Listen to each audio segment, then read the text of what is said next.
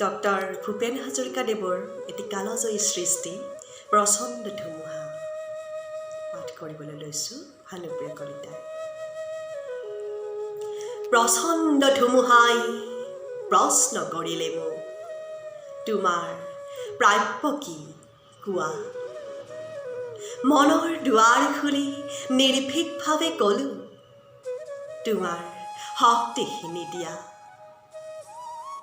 বজ্ৰৰ গৰ্জনে বক্ষ উজাৰি ক'লে, তোমাৰ কাম্য কি কোৱা? মই ক'লোঁ বজ্ৰক,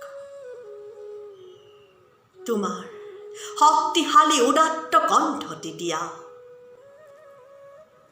এদিন আকাশে ক'লে, জনৈক গীতিকাৰে অকণি আকাশ দেখো মাগে, তুমি কিয় আজি বাৰু কম্পিত কণ্ঠেৰে মাগিছা সৰ্বকাশ সত্তা? মই ক'লোঁ, তুমিয়েইতো কৈছিলা ৰাতিপুৱা যিমানে বিলাই দিবা সিমানে মহান হবা, তাৰ নাম সঁচা উদাৰতা। সেয়েহে আকাশ, তুমি যদি দিব খুজিছাই সংকীৰ্ণতা এৰি দিয়া অৱদান ৰূপে তোমাৰ পূৰ্ণ বিশালতা, দিয়া যদি আজিয়েই দিয়া।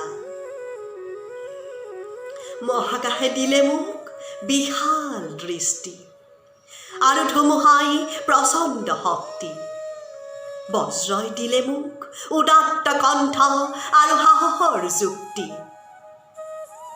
বজ্ৰৰ কণ্ঠেৰে ধুমুহাৰ শক্তিৰে গীত গাই কপাম দিগন্ত, দানৱৰ সমাজতো গাম মানৱৰে গীত। কলিজাৰ সঁচা সুৰহিত,